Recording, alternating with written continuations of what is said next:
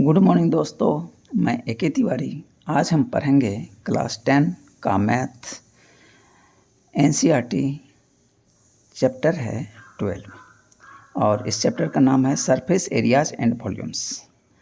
तो इसमें हम डिफरेंट टाइप के शेप्स के एरियाज और वॉल्यूम के बारे में पढ़ेंगे। तो इसमें पहला शेप है कपबॉइड। कहता है ए solid which has 6 rectangular faces, 8 corners, 12 edges, is called a cuboid. It is 3D space, that is L, B and H. अब मैं इसे थोड़ा सा एक फिगर से समझते हैं कि देखो दोस्तों, ये क्या है, कपबॉइड टाइप का है।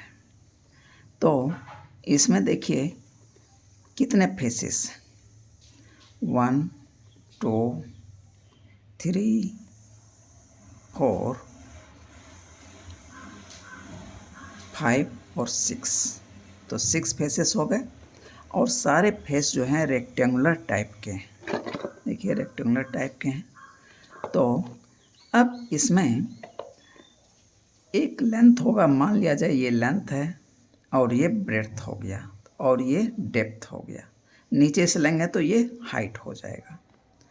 तो इसमें देखिए यदि ये एक्स एक्सिस है तो ये वाई एक्सिस हो जाएगा और ये जो है जेड एक्सिस हो जाएगा। अब कहता है ये देखिए 3D डायमेंशन हो गया। अब इसमें कॉर्नर्स कितने हैं, इसको कॉर्नर बोलते हैं। 1 2 3 4 कॉर्नर हो गए इधर और 4 कॉर्नर जस्ट नीचे, ये 1 2 3 और 4, टोटल 8 कॉर्नर्स हो गए। अब इसमें एज देखते हैं, एज कितने हैं। ये जो लाइन बना हुआ है 2 कॉर्नर को मिलाने वाला, इसको एज बोलते हैं। देखते हैं एज कितने हैं, 1 2 3 4। तो 4 तो यहाँ पे एज हो गए, 4 जस्ट इसके नीचे एज हो जाएंगे और 4 एज, एक एज ये, 2 3 और 4, यानी टोटल 12 एजेज हो गए। तो ये एक कपबॉइड हो गया। ओके। अब कहता है वॉल्यूम। कहता है वॉल्यूम क्या होता है, इस ऑब्जेक्ट के द्वारा जितना स्पेस छेका गया है, टोटल स्पेस यानी इस बीच में जितना कुछ है वो इसका स्पेस हो गया, उस स्पेस को ये घेरे हुए हैं, तो इसको वॉल्यूम बोलेंगे। अब the space occupied by A solid is called its volume. तो जो ये स्पेस घेरे हुए है इसको वॉल्यूम बोलेंगे।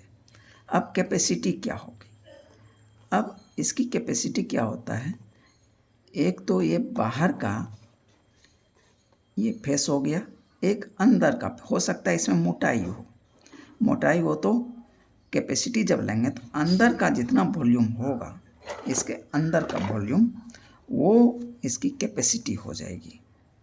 जैसे कोई बर्तन हम लेते हैं तो बर्तन में हम पानी डालते हैं या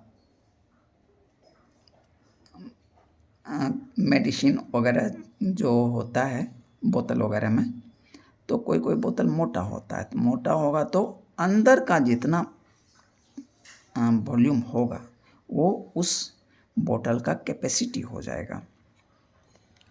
बाहर का वॉल्यूम नहीं लेना है, उसमें अंदर का वॉल्यूम लेना है। जैसे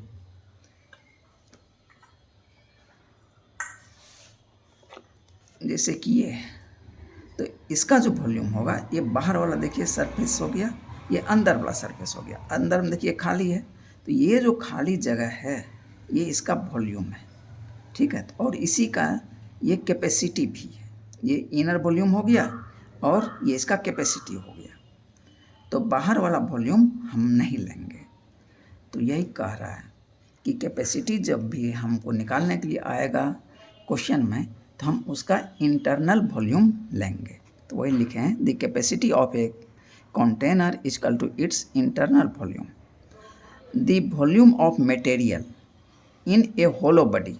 अब कोई बॉडी हो सकता है सॉलिड हो, पूरा का पूरा सॉलिड, कोई हो सकता है अंदर से खाली भी हो। अब यदि अंदर से खाली होगा तो इसमें जो मटेरियल लगा हुआ है उसका वॉल्यूम कितना होगा, तो टोटल वॉल्यूम बाहर से अब माइनस कर देंगे अंदर वाला वॉल्यूम, तो मटेरियल इसमें जितना भी लगा हुआ है उसका वॉल्यूम निकल जाएगा। जैसे इसका एग्जाम्पल से हम समझते हैं कि ये तो बाहर वाला वॉल्यूम हो गया और ये हो गया अंदर वाला वॉल्यूम। तो ये बाहर वाले वॉल्यूम में देखिए ये भी मटेरियल आ गया और ये स्पेस भी आ गया, ठीक है।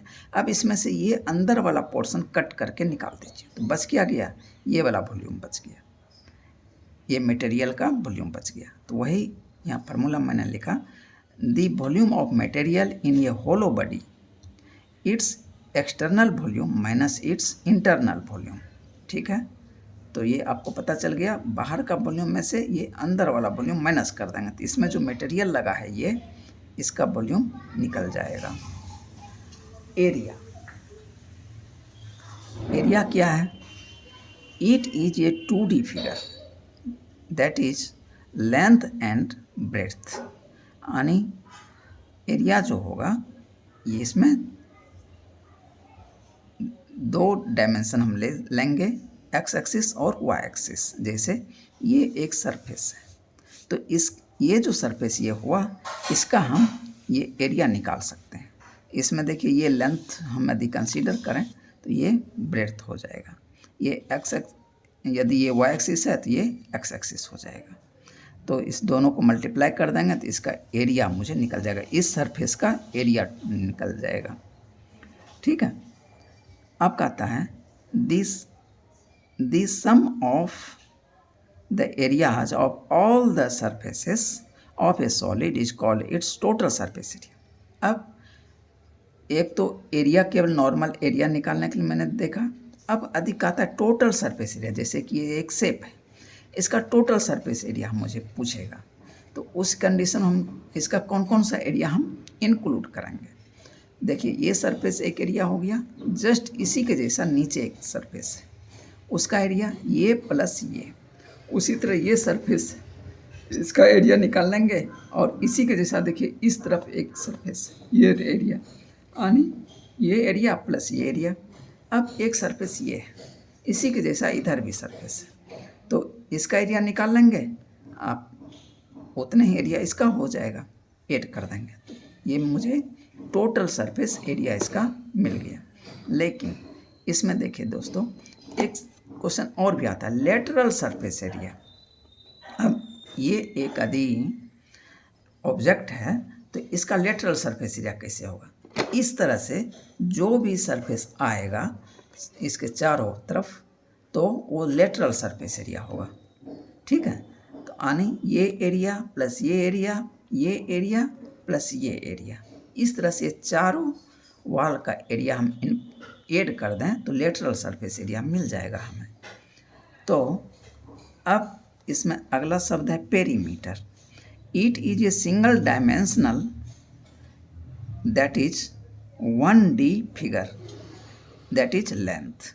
तो पेरीमीटर क्या होता है, पेरीमीटर क्या होता है, 1D फिगर है, तो it is single dimensional that is 1D figure that is length.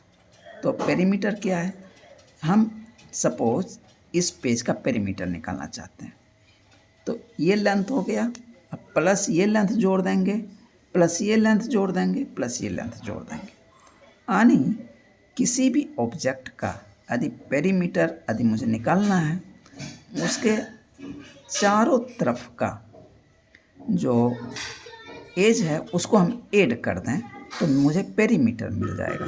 यदि आप फार्मूला भूल गए हैं पेरीमीटर का किसी भी शेप का तो आप इस तरह से पेरीमीटर निकाल सकते हैं और आपका फार्मूला भी इसी से निकल जाएगा।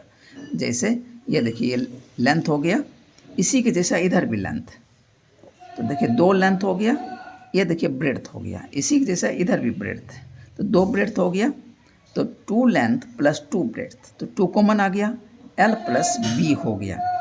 तो ये देखिए ये क्या है, रेक्टेंगल का, ये रेक्टेंगल जैसा है तो रेक्टेंगल का पेरीमीटर था 2 × L प्लस B, तो देखिए निकल गया। तो इसी तरह से थोड़ा सा दिमाग लगाएंगे तो सब फार्मूला आप माइंड में थोड़ा सा प्रेस डालेंगे, एकदम निकल के आ जाएगा फार्मूला। अब कपबॉयड, ये तो कपबॉयड का ये मैंने शेप बनाया है, ठीक है। अब इसमें ए बी सी और डी मैंने ले लिया बेस का सरफेस, ठीक है। अब इसमें अपर सरफेस को मैंने जस्ट याद रखने के लिए यहाँ बी लिया है तो यहाँ बी डैश, यहाँ ए लिया है तो इसके जस्ट ऊपर ए डैश, यहाँ डी लिया है तो ऊपर इसके जस्ट डी डैश, उसके बाद यहाँ सी लिया है तो इसके ऊपर जस्ट सी डैश। अब ए बी यदि लेंथ है तो बी और सी क्या हो जाएगा, इसका ब्रेड्थ हो जाएगा, और सी और सी डैश क्या हो जाएगा, हाइट हो जाएगा। अब इसका वॉल्यूम कितना होगा, इसका वॉल्यूम कितना होगा, बेस का एरिया यानी ए बी सी डी, जैसे इसका वॉल्यूम निकालना है तो इसके बेस का एरिया, इसका एरिया निकाल लेंगे और इस हाइट से इनटू हम कर देंगे तो इसका वॉल्यूम निकल जाएगा। तो volume equal to area of base cross height यानी L cross B cross height, तो मिल जाएगा हमें एल बी एच यानी L into B into H. अब इसका यूनिट क्या होता है, क्यूब यूनिट लिखिए चाहे यूनिट पे पावर 3 लिख दीजिए। तो इसका यूनिट मीटर में दिया है तो मीटर क्यूब कीजिए, सीएम में दिया है तो सीएम क्यूब कीजिए, तो इसका यूनिट हो जाएगा। अब इसी में कह रहा है लेटरल सरफेस एरिया, तो लेटरल सरफेस एरिया क्या हो जाएगा, तो आपको अभी मैंने बताया कि मान लीजिए ये ऐसे है ऑब्जेक्ट, इसका लेटरल सरफेस एरिया इस तरह से हो जाएगा यानी बगल बगल वाला, और नीचे और ऊपर वाला एरिया इसका छोड़ देंगे तो वो होगा lateral surface area. Sum of area of 4 vertical surfaces या वॉल्स, सम ऑफ एरिया जो वर्टिकल सरफेस, ये वर्टिकल सरफेस है, ए भी वर्टिकल है, ए भी वर्टिकल है, ए भी वर्टिकल, सब वर्टिकल सरफेस का आप एरिया निकाल लीजिए और सबको जोड़ दीजिए। इसमें 4 वॉल हैं इसीलिए 4 वर्टिकल सरफेसेस, ठीक है। तो अब इसका एरिया कितना हो जाएगा, अब देखिए इस वर्टिकल सरफेस से हम स्टार्ट करते हैं। इसका एरिया कितना होगा, ये लेंथ हो गया, ये ब्रेड्थ हो गया, एल इंटू बी, ठीक। अब इसी के जैसा इधर एक और है तो उसका भी हो जाएगा एल इंटू बी, तो मैंने लिखा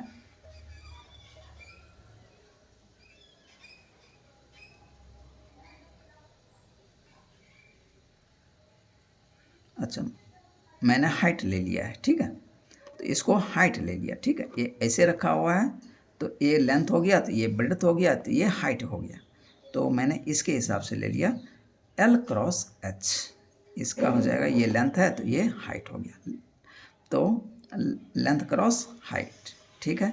इसी के जैसा एक इधर भी है तो उसका भी हो जाएगा L into H, L into H plus L into H. अब इस साइड का इस फेस का लेते, ये ब्रेड्थ लिया है, ये हाइट हो गया, बी इंटू एच, इसी के जैसा इधर भी फेस है तो इसका भी हो जाएगा बी इंटू एच, तो B into H plus B into H, तो ये कितना हो गया 2 L H plus 2 B H.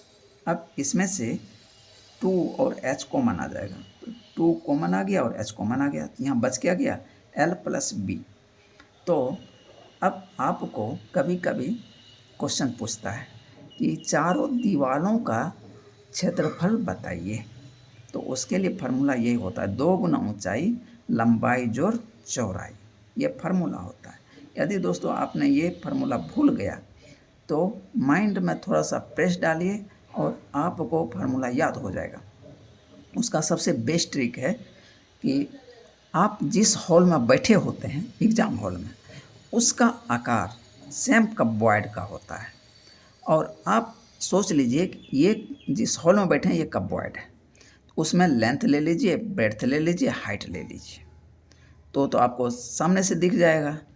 अब यदि आप बेसिक कंसेप्ट आपका क्लियर है कि हमको लेटरल सरफेस एरिया लेना है, तो एक तरफ ले लीजिए लेंथ, एक तरफ ले लीजिए नीचे बेस का ब्रेड्थ, उसमें हाइट से इंटू कर दीजिए, तो L इंटू एच एक वॉल का हो जाएगा, फिर उसके सामने सेम टाइप का वॉल हो जाएगा, तो 2 इंटू एल एच हो गया। अब दूसरा ब्रेड्थ है दूसरा वॉल का और एक ऊंचाई है, तो B इंटू एच हो जाएगा। उसी तरह का एक वॉल जस्ट उसके सामने होगा, तो हो गया 2B इंटू एच। अब उसमें से 2 और h कॉमन ले लीजिए, तो 2 गुना ऊंचाई, अब अंदर में बच गया कितना, L प्लस B। तो आपका देखिए फार्मूला भी बन गया, 2 गुना ऊंचाई लंबाई जोड़ चौड़ाई। तो ये चारों दीवारों का क्षेत्रफल आपका निकल गया। अब इसी को हम थोड़ा सा और मॉडिफाई करते हैं इस फार्मूले को। कभी कभी यदि आपको उलझाना चाहेगा तो ये कर देगा, इसमें 2h into L plus B था, ठीक है, h को मैंने कॉमन ले लिया, 2 को इसके साथ रख दिया, 2h कॉमन ले लिया तो 2 इंटू एल प्लस बी। अब h क्या हो गया, height, 2 into L plus B क्या होता है, यानी 2l प्लस 2b, यानी इसका देखिए ये मैंने लेंथ लिया था और ये ब्रेड्थ लिया, ये लेंथ प्लस ये लेंथ, 2 लेंथ हो गया, ये ब्रेड्थ और ये ब्रेड्थ 2 ब्रेड्थ हो गया। इसका मतलब हो गया नीचे का ये जो पेरीमीटर है ना, इसको मैंने जोड़ दिया, तो हम लिख सकते हैं इसका फार्मूला बन गया height to perimeter of ground surface. ये क्या हो गया, ग्राउंड सरफेस हो गया, तो height cross perimeter of ground surface, ये फार्मूला बन गया। तो एरिया ऑफ 4 वॉल्स क्या बन गया मुझे, perimeter of base cross height. तो या तो फार्मूला पहले जो 2 into H L plus B, ठीक है, ये फार्मूला आपको मिल गया चारों वॉल का।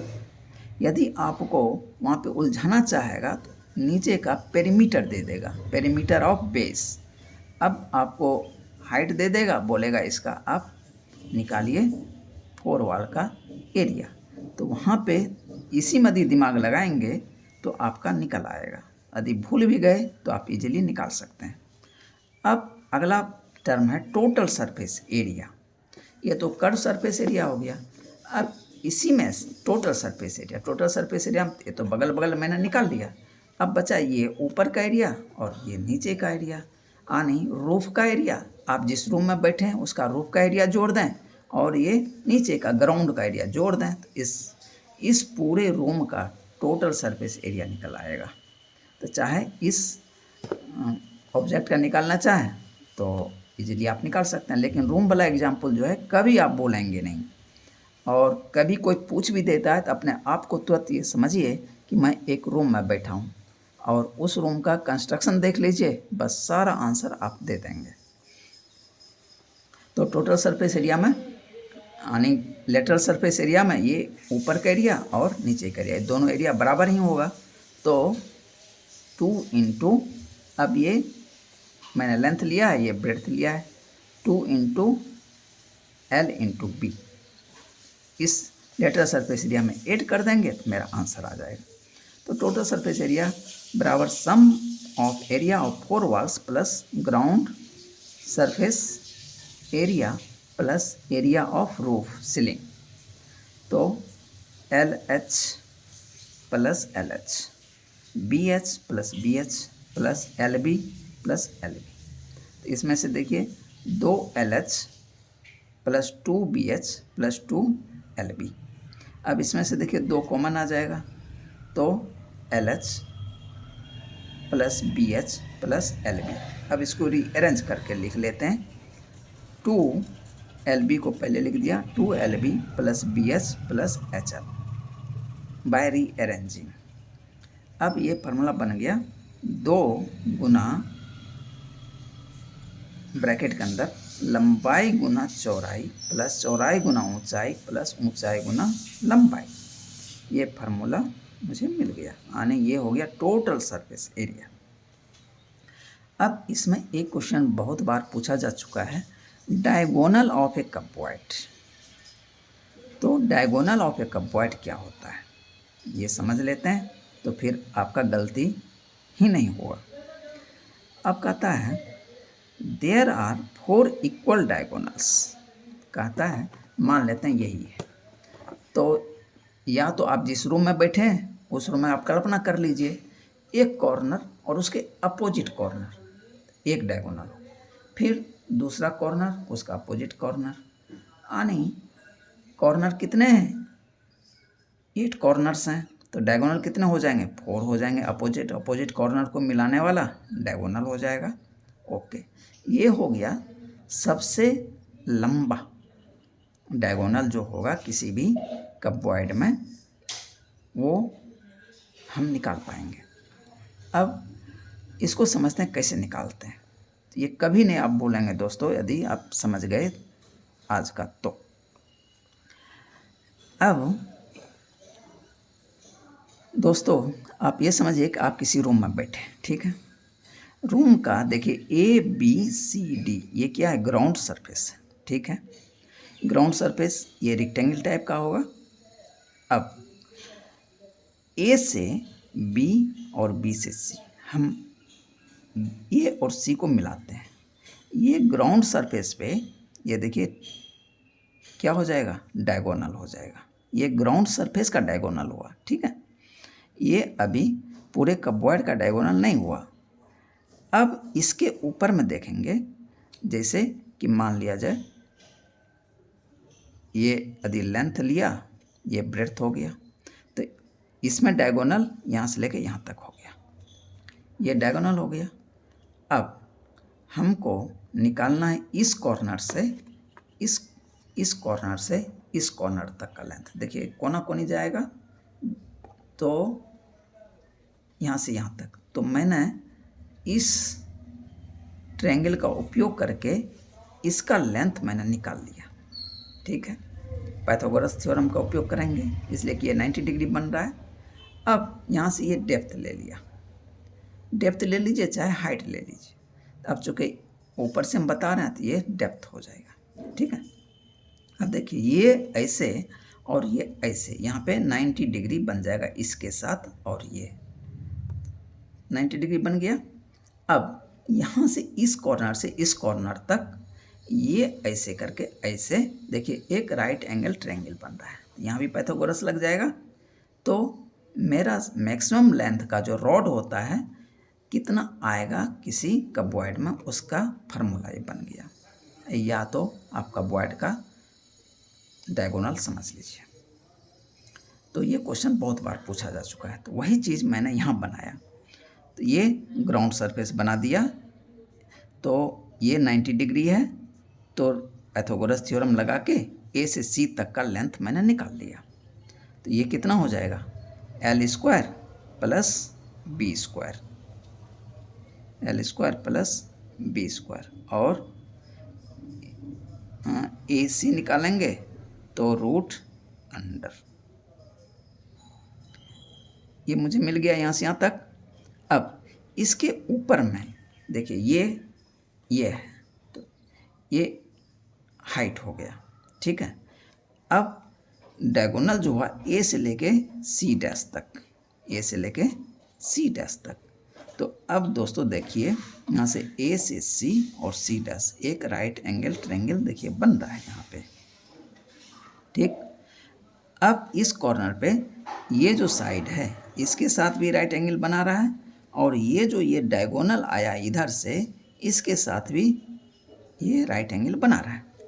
तो पाइथागोरस थ्योरम यहाँ लगा देंगे, तो A से C डैश हो जाएगा कितना, इतना का स्क्वायर प्लस ये H स्क्वायर, तो मुझे मिल जाएगा L square plus B square plus H square, और इसको हम रूट अंडर कर देंगे। मेरा ये A से C डैश मिल गया, यानी इस कॉर्नर से लेके इस कॉर्नर तक का लेंथ मिल गया। तो दोस्तों ये फिगर आप समझ गए। ये यदि फिगर नहीं याद रहता है तो आप सीधा रूम में आप अपने आप को समझिए और रूम का एक कॉर्नर से पहले ग्राउंड का, एक कॉर्नर से दूसरे कॉर्नर का, नीचे का डायगोनल निकाल लीजिए। उसके ऊपर में एक तरफ हाइट है वो देख लीजिए, और फिर उस कॉर्नर से जहाँ से शुरू किए थे वहाँ तक का लेंथ आप पाइथागोरस लगाइए, एकदम आंसर आप निकाल लेंगे। तो डायगोनल ऑफ कपबॉइड हमको अब ऐसा फील हो रहा है कि आप शायद ये बहुत अच्छी तरह से समझ गए होंगे। अब कहता है अब यहाँ कैसे निकाला वो देख लीजिए।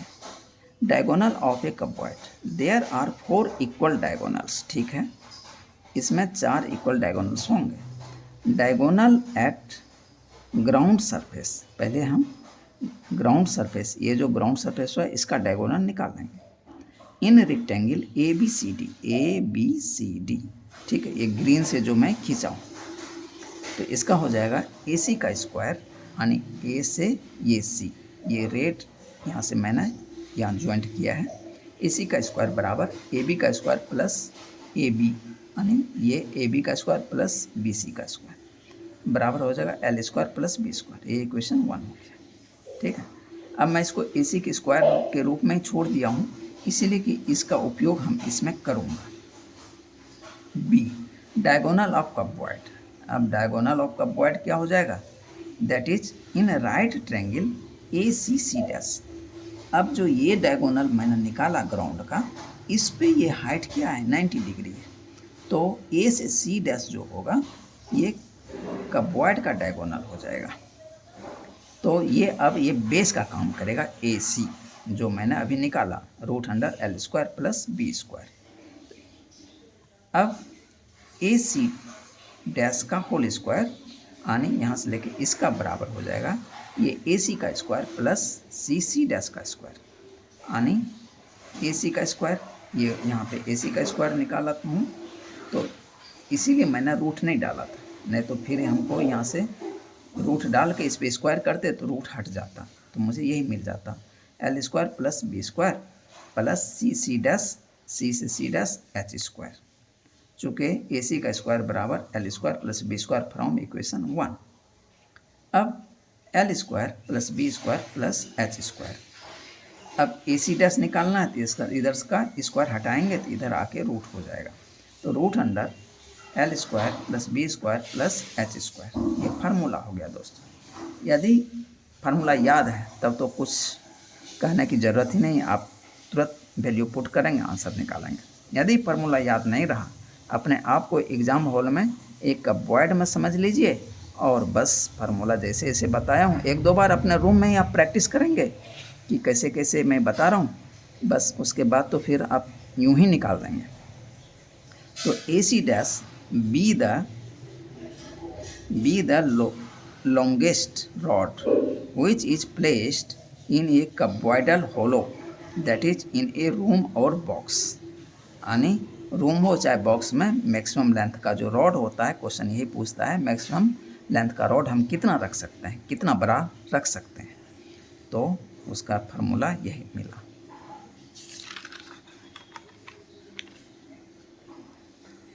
अब दोस्तों क्यूब का देखते हैं।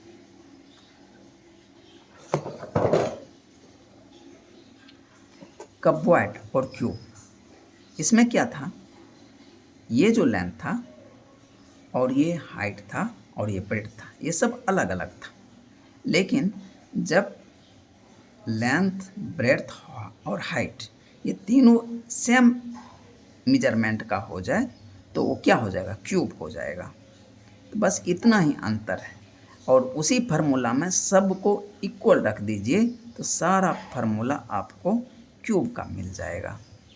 तो सेम चीज़ कपबॉइड और क्यूब में है, लेकिन थोड़ा सा केवल उसका साइड को इक्वल करके आप फार्मूला में पुट कर देंगे तो आपका कपबॉइड से क्यूब में कन्वर्ट हो जाएगा सारा फार्मूला।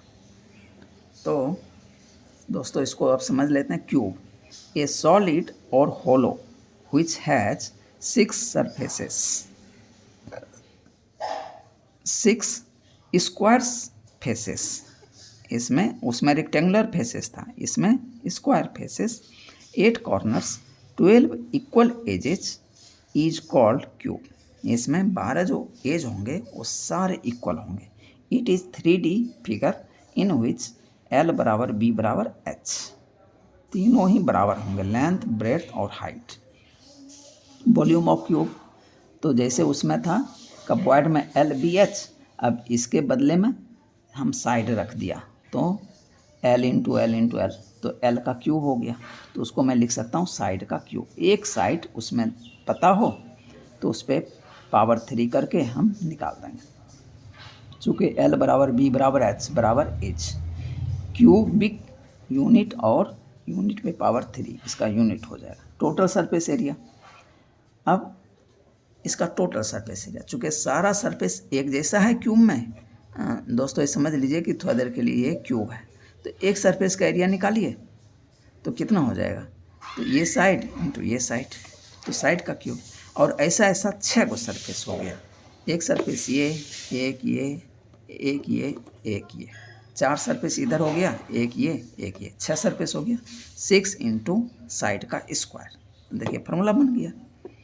तो 6 cross area of one face यानी 6 क्रॉस साइड का स्क्वायर, तो इसका यूनिट क्या हो जाएगा, जो यूनिट दिया है मीटर तो मीटर का स्क्वायर, चाहे सीएम दिया तो सीएम का स्क्वायर। लेटरल सरफेस एरिया, तो एक सरफेस का एरिया निकालिए और उसको 4 लेटरल सरफेस हो जाएगा, एक ये, एक ये, एक ये और एक ये, 4 से इंटू कर दीजिए। 4 cross area of one wall यानी 4 क्रॉस साइड यानी 4 क्रॉस साइड का स्क्वायर।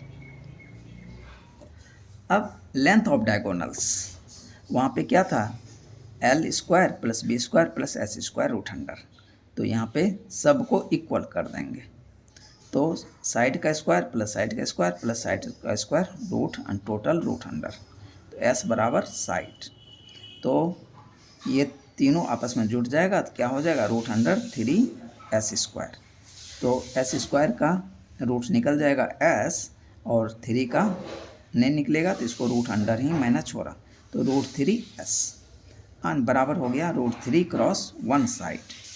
यूनिट केवल जो दिया हुआ है डायगोनल, चूँकि लेंथ है तो यूनिट जो दिया है मीटर दिया है तो केवल मीटर लिखेंगे, सीएम दिया तो केवल सीएम लिख देंगे। तो ये हो गया root 3 cross one side, diagonal हो गया यानी मैक्सिमम लेंथ। अब कहता है फ्लो ऑफ लिक्विड और वाटर थ्रू ए पाइप और कैनाल, ये क्वेश्चन भी कभी कभी पूछा जाता है, बच्चे वहाँ पे घबरा जाते हैं। कहता है मान लीजिए ये है, तो इस टाइप का कैनाल है, पानी इससे बह रहा है, पानी बह रहा है तो कभी कभी वॉल्यूम पूछ देता है कि कितना पानी निकला, तो volume of water flows per unit time, तो इससे पानी निकल रहा है तो पर यूनिट टाइम, तो इकाई समय में मान लिया जाए 1 घंटे में चाहे 1 मिनट में, जैसा फ्लो का दिया है यूनिट उस रेट से हम निकालेंगे। तो मीटर पर सेकंड दिया है तो मीटर पर सेकंड में निकलेगा, मीटर पर मिनट में दिया है तो मीटर पर मिनट में निकलेगा, मीटर या किलोमीटर पर आवर दिया है तो किलोमीटर पर आवर में निकल जाएगा। तो उसका क्या होगा, एरिया ऑफ क्रॉस सेक्शन, इस सरफेस का हम एरिया निकालेंगे।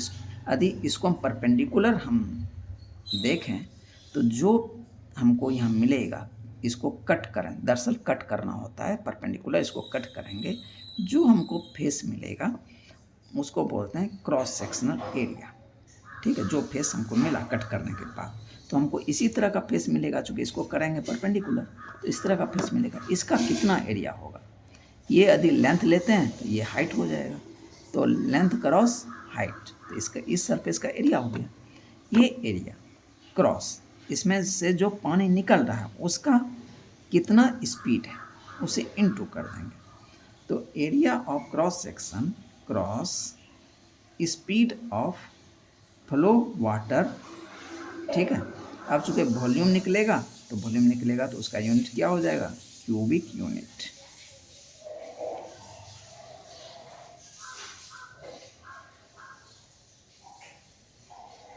तो अब यदि आपको टाइम भी दे दे क्वेश्चन में फंसाने के लिए, तब हम क्या करें?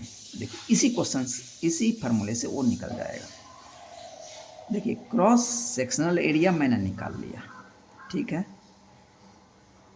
चाहे इसको ब्रेड्थ ले लीजिए, इसको हाइट ले लीजिए, चाहे इसको लेंथ लीजिए तो इसको हाइट ले लीजिए, कुछ भी ले लीजिए।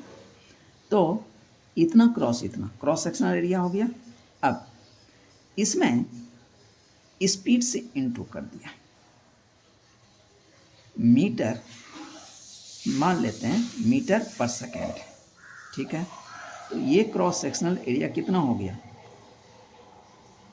एस क्रॉस नहीं, एस मत लीजिए इसलिए कि ये क्यूब नहीं है, तो एल इंटू एच ले लेते हैं। इसका एल इंटू एच ले लिया, क्रॉस सेक्शनल एरिया हो गया, यानी मीटर स्क्वायर मिल गया है। और क्यूब का क्या होता है यूनिट? मीटर क्यूब होता है। ध्यान रखिए, यूनिट से हम फार्मूला निकालेंगे।